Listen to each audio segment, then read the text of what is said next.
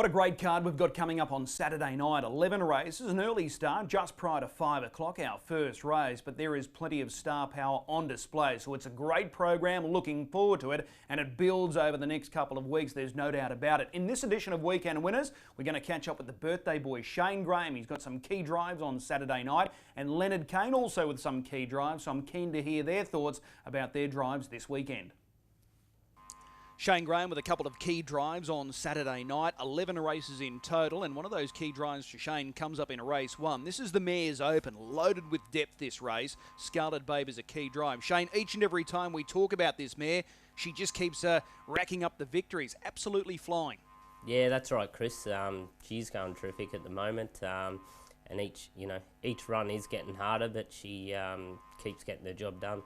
This race looks really suitable again here on Saturday night. 2 off the second row, and it looks certain there's going to be plenty of high-end pressure early. Yeah, like on paper, it's a good draw.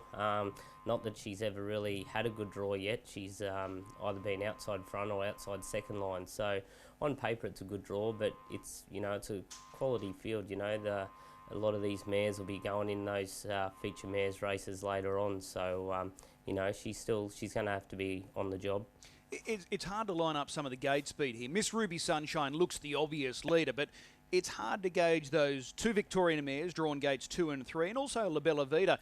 We yet to see her fully extended off the arm, so it's hard to sort of guess who's going to be leading, but like I said, that first quarter is going to be run at a very quick speed. Yeah, that's right. As soon as you've got interstate horses, it's, mobile speeds, everything's different. So let's just hope that sort of each one of those interstate horses think they're the leader. Well, with Scarlet Babe, each and every time she steps out, you're able to do a little bit more with her. Does she feel like she's getting stronger but still maintaining that quickness? Yeah, she does. She, she's every run, she's stepped up, and I honestly don't think we've seen the bottom of her yet. Even in her wins, when she's done work, she's still been strong on the line. So, we haven't found the bottom to her yet. How much better she can go, we'll soon see. Okay, next week we've got the Fleur de Lille, the week after the new Group 1 Golden Girl. Does she go into both of those races, or do you miss next week and then just wait for the Group 1? No, we'll go both of them. I think pretty much sort of her whole campaign's been based around them races, so she'll go for both of them. Okay, well that's Scarlet Babe in race 1. We go across to race 5, the listed Wondais Mate. Turn it up. No doubt you would have been disappointed when fields were released and you've got the outside of the second row. Yeah, definitely disappointed. We just wanted a front row draw with him. He, his gate speed's just electric, so disappointed with the draw, but, got to stay positive. He's still a good horse, and I think he's getting back to his best. So, we're going to rely on luck in running and pressure put on. So, if it all goes right, he'll be thereabouts. Okay, well, let's look at the positives. Last time out in the Lucky Creed, he was really good. Were you a lot more satisfied with that performance compared to the previous 2 starts? Yeah, definitely. He, pretty much his runs in Sydney, he was very flat and had no real ping about him. Just didn't seem. I know he was up in grade, but he just didn't have his normal sharpness. And then his runs back, I wasn't as happy with him. But last week, it was a very windy and cold night and that, and he was a lot more like his old self. So I think he's on the right, right foot. All right, well, Spankham comes out of that same race as well. Do you think he's the horse to beat with his front row draw? Yeah, I'd say so. He looks like, each run he's just getting better and sharper, and he was terrific last start, faced out in the chair there for the last 1200. So he's probably, it's a good field there, but he's probably the hardest to beat. Okay, it's a hard race to map, that front line. It is, like you said, you've got Belraj, who's got the gate speed, and Rockin' Marty, Spankham. There's a lot of speed there, so we've just got to rely on, pressure up front for the first 500-600. Okay, well, let's turn it up. We go to Italian Lad in race number 7. Last week, he was first up in Queensland at Redcliffe. He had the outside draw. Again, he's got the same draw this Saturday night, moving out one further spot, gate 7. You must have been happy with the effort, though, last week. Yeah, I was. Like you said, it was bad draw, and he handled the track well, but I just feel that he didn't let down on, he'd sort of steady up on the bends a bit and didn't let down. So moving back to Albion, I'm sure he'll be a lot more happier. Okay, it's a strong field here. The obvious horse to beat is Spirit of St. Louis, who's got to overcome the inside of the second row. How do you think this race is going to play out? Yeah, not too sure. Like, it's sort of, we'll have to just weigh it up at the start, but we've obviously got to probably keep in front of Luke's horse, so that's our main focus, really. All right. Is there anything coming up over the next couple of weeks that you've got your eye on with Italian Lad?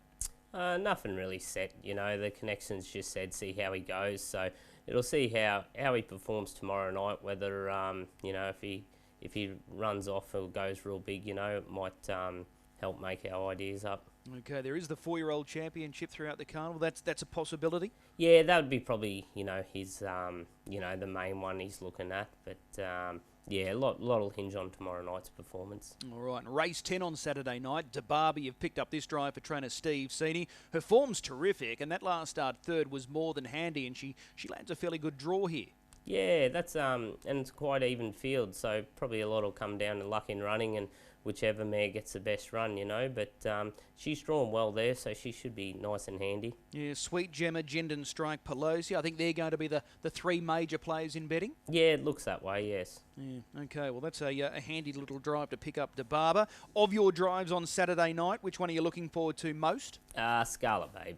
Okay, race 1, number 9. Shane, as always, appreciate the time. Best of luck out there. No worries. Thanks, Chris. A great carnival getting underway on Saturday night. It's a strong program, 11 races, the first at 4:43. Leonard Cain with a good book of drives, and he's got 3 to target as far as this segment is concerned. Leonard, appreciate the time. No problem at all, thank you. La Bella Vita in race 1. She's got gate 4, but this is a super strong mares race. How do you assess your chances? Yeah, I think she's a really nice mare, Chris. I think if we can try and, slide forward and get a nice close spot with cover, she's really fast. So hopefully if we can get in close and handy and there's a bit of speed on, I think she'll run a really nice race. Like you say, it's a very hard race, but I don't think she's out of it. Okay. Now, importantly, gate speed. What can we expect here? Because you've got Miss Ruby Sunshine on your immediate outside. She's a brilliant gate speed horse, but it's sort of hard to gauge those Victorian mares that are on your inside. How do you see it? Yeah, that's right. We're probably just going to sort of have to weigh it up as we come out. Like you say, it's a little bit hard to get a gauge on gate speed because gate speed's different in each state, but my mare does leave the gate good, so we'll just sort of come out and, like I say, we'll try and get in nice, close and handy with a bit of cover and hope there's a bit of speed on. That last start effort we just watched there, really good. She was forced deep on the home turn, but she kept trying all the way to the line. Yeah, for sure. No, she didn't disgrace herself at all last start. She was really strong, like you say.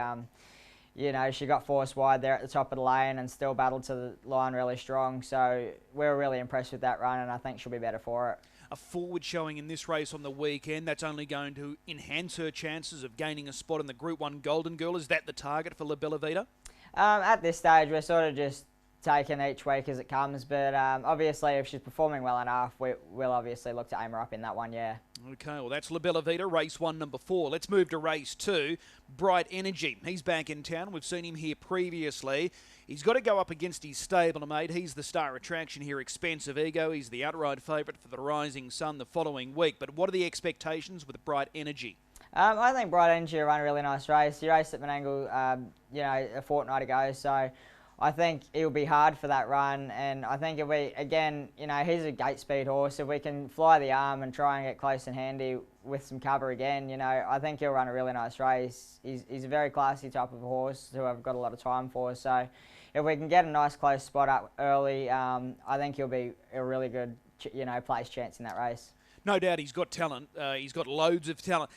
In any way, do you think he's been a little frustrating? Has he hit the heights that you guys expected, say, from 6 months ago? Yes and no. He's a little bit unpredictable, but, he's had his problems here and there. So he is a really nice horse, and I think he's going really good at the moment. He's well, he looks well. I expect big things from him this weekend. Okay. Then we go across to race number 8. This wraps up the quaddie here on Saturday night. Your drive is 2 times better.